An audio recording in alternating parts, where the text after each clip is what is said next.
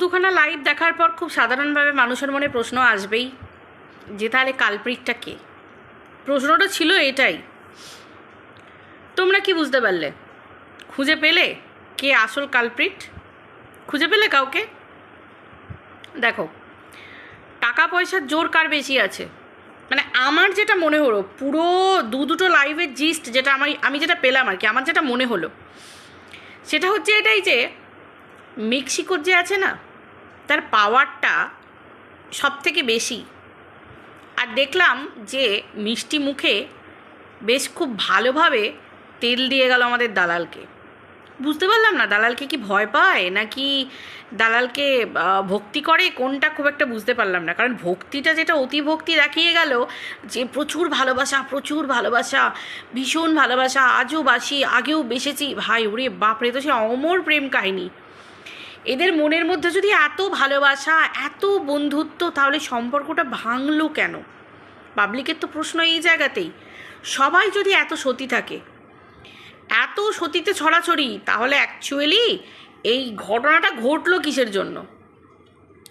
মানে সে শেষ পর্যন্ত দালালকে, ভিডিও শেষ পর্যন্ত, লাইভে শেষ পর্যন্ত দালালকে, তুমি ভালো থাকো, তুমি সুখে থাকো, তুমি তোমার মঙ্গল হোক, তোমার এই মঙ্গল হোক, তুমি ওখানে যেও, ওখানে গেলে তোমার মঙ্গল হবে, ভীষণ ঝকঝকে তকতকে, ভীষণ ভালো, ভীষণ সব কিছু।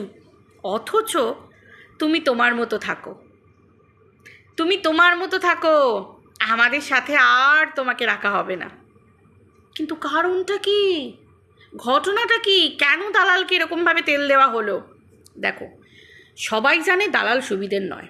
এই যে বারবার একটা প্রশ্ন উঠে আসছে না, বা নিজেরাও পাবলিকের কাছে কন্টেন্টের থালা সাজিয়ে দেবার মতো কন্ট্রোভার্সি ক্রিয়েটারদের কাছে প্রথমে কিন্তু এই মেক্সিকো দিয়ে দিল। মেক্সিকো দিয়ে কি বুঝিয়ে দিল? মেক্সিকো বারবার ভিডিও লাইভের মধ্যে বলছিল না যে এমন কিছু কথা আছে, এমন কিছু কথা, যে কথাটা এই যে ভিউয়ার, খর্দার যে ভিউয়ার, সে কিন্তু খুব ভালো করে জানে এবং তার কাছ থেকেই কিন্তু শুনেছে। এবং দুদিন আগে কিন্তু মালকিনও বলছিল যেটা বলেছে সেটা কিন্তু সত্য। মারুর নাম করে বলছিল না, মারুর কাছ থেকে যেটা শুনেছে সেটা কিন্তু সত্য, এই যে বলছিল। এরা অনেক কিছু জানে, বুঝলে তো? যার জন্য বললো না যে দালালকে, যে দালাল তোর ঘরের লোকটা ভীষণ সাদাসিধে, খুব ভালো মানুষ, ভীষণ ভালো মানুষ। অ্যাকচুয়ালি ভালো মানুষদের কপালেই ওই রকম ধরনের পড়ে, কিন্তু কেমন ভালো মানুষ আমি অন্তত জানি না। দেখো, আমার ঘরের লোক এত ভালো মানুষ হবে আর আমি সোশ্যাল মিডিয়ায় বসে বসে লোকের পিন্ডি চটকাবো, সুপ্রিম লেভেলের মালা গলায় পরবো, তারপরেও আমার ঘরের লোকের কোনো রকম কোনো রেসপন্স থাকবে না।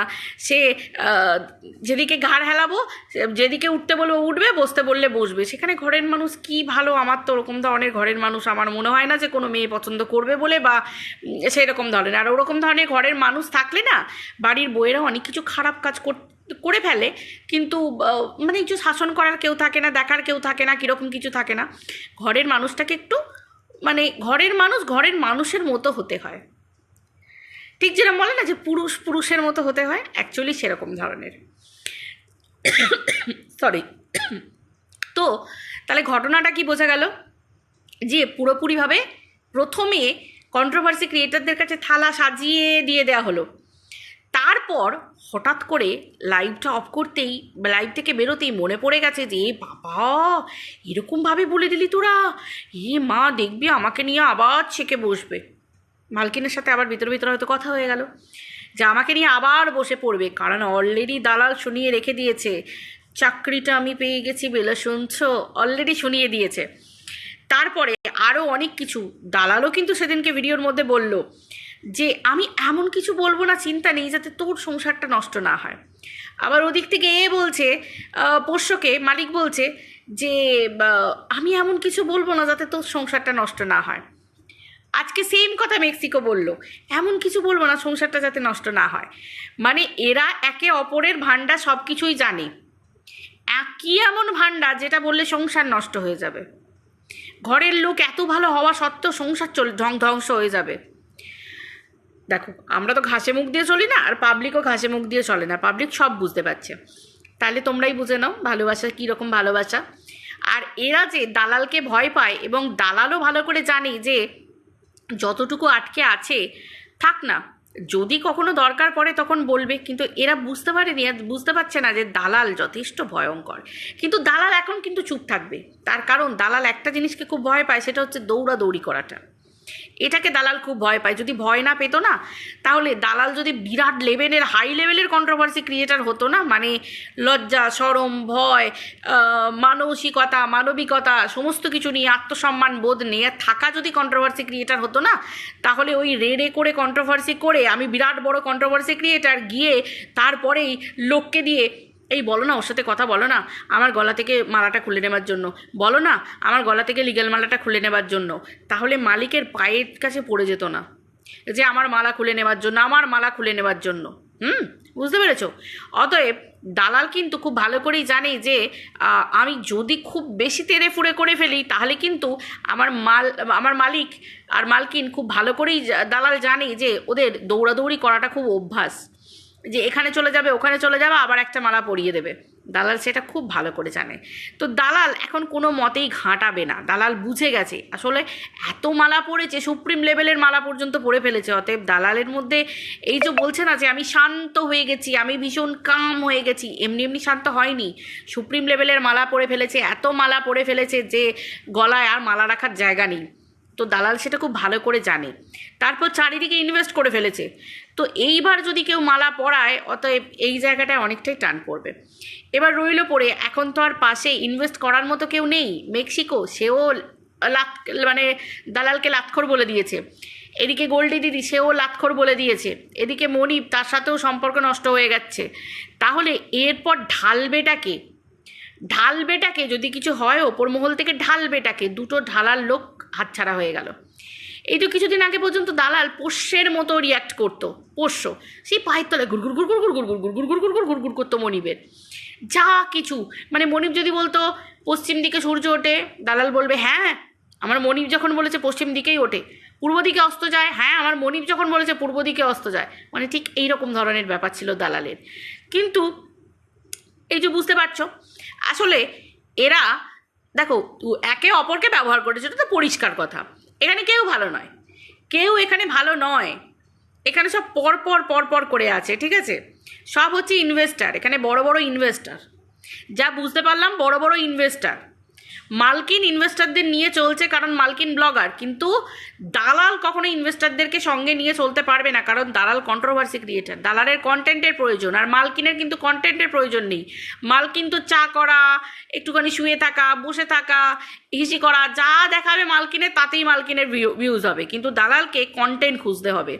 অতএব ইনভেস্টারদেরকে মন খুশি করে এবং মনিবের মন খুশি করে দালালের চলাটা খুব কঠিন ব্যাপার। একটা কন্ট্রোভার্সি ক্রিয়েটারকে পোষা এবং দলের মধ্যে নিয়ে তাকে মন ভরিয়ে চলা এবং তাকে কন্টেন্ট করতে বারণ করা। ভাই, ঘোড়া যদি ঘাসের সাথে বন্ধুত্ব করে তাহলে ঘোড়া খাবে কি? ঘটনাটা ঠিক এই জায়গায়, যেটা দালাল এতদিন করতে পারছিল না। টেনে ফুড়ে ভিডিওটা মনিবকে নিয়ে করতে পারছিল না। ভাই, দালালের প্রচুর লস হচ্ছিল। পজিটিভ কথা বলে কটা ভিউজ হয় গো দালালের? এখন ভিউজ দেখো, মনিবের নিয়ে নেগেটিভ কথা বলে দালালের ভিউজ। এখন মনিবেরও ভিউজ বাড়ছে, এদিকে দালালেরও ভিউজ বাড়ছে, কারণ এদের কাছে এই সমস্ত সম্পর্কের কিছু যায় আসে না। আজ থেকে 3 বছর আগে যেভাবে সম্পর্ক নিয়ে খেলা হয়েছে, যেভাবে যা নোংরামি হয়েছে, সে মনিব বলো দালাল বলো যাই বলো না কেন, এদের কাছে সম্পর্কের কোনো মূল্য নেই। বুঝতে পেরেছো? এবার রইল এখন দালালের এই আমাদের পানি কাকিমাকে নিয়ে যেসব কথাবার্তা হচ্ছে।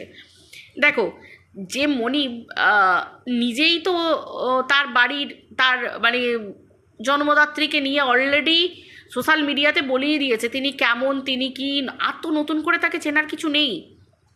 তাকে দেখে আমি অন্তত অবাক হইনি। আমি ওনাকে দেখে বুঝতে পারি জন্য ওই রকম টাইপেরই, পরিষ্কার বোঝা যায়। কারণ দেখো, মায়ের সন্তানের প্রতি কোনো টান থাকবে না, দরদ থাকবে না, সন্তানের প্রতি কোনো রকম কিছু থাকবে না, মা সন্তান ছেড়ে, ভাই এটা ভাবা যায় না। সেটা কিন্তু আমাদের পানি কাকিমা পূর্বে অতীতে করে দেখিয়ে দিয়েছে, যেটা আমরা ভিডিওর মাধ্যমে দেখতে পেয়েছি তার জীবনী। সে নিজেও বলেছে, তার মেয়েও বলেছে, সব কিছু বলেছে। তাহলে এটা নতুন করে কিছু ব্যাপার নয়। তাহলে এই নতুন এই লাগানি ভাগানি এইগুলো, ভাই এদের এরকমভাবেই ভিউজ ইনকাম করতে হবে, এদের কাছে এটা নতুন কোনো ব্যাপার নয়। তাই আমি অন্তত কোনো অবাক হইনি, বেশ ভালো লাগছে, মজা লাগছে। দালালের জীবনটা দেখলে হাসি পায়। দালালের জীবনটাই হচ্ছে লাথি খাওয়া জীবন। দালালের জীবনটাই হচ্ছে লাথি খাওয়া, দালাল হচ্ছে লাতখোর। মানে ভাই ভাবতে পারা যায়? মানে কন্ট্রোভার্সির থালায় করে সাজিয়ে দালালকে বসিয়ে দিয়ে চলে গেল, দালাল পিছন ফিরলেই দালালের পিছনে বিভিন্ন রকম কথাবার্তা আলোচনা হতো। ভাই এখানে কেউ ভালো না, বুঝতে পেরেছো? সব কটা অ্যাকচুয়ালি ঘটনাটা হচ্ছে যে এদের কপালে এইগুলোই যোগ্য। একে অপরকে লাথি মারামারি, যে লাত খাই, একে অপরকে লাত মারছে, লাত খাই চলছে, এরা এগুলোরই যোগ্য। হাস্যকর। অ্যাজ আ ভিউয়ারও লাইভে এসে বসে তাদেরকে মানে এরকম করতে হলো, পাবলিককে বাটারিং, ওয়াইলিং, কন্ট্রোভার্সি ক্রিয়েটারদেরকে ওয়াইলিং। কোনো ওয়াইলিং দিয়ে লাভ নেই, পাবলিক সব বুঝে গেছে। পুরো দলটাই লাতখোর, পুরো টিমই লাতখোর। টিমটার নাম রাখা উচিত লাতখোর টিম, পরিষ্কার কথা। যাই হোক বন্ধুরা, চলো ভিডিওটা এই পর্যন্ত রাখছি, আবার দেখা হচ্ছে পরের ভিডিওতে। সবাই ভালো থেকো,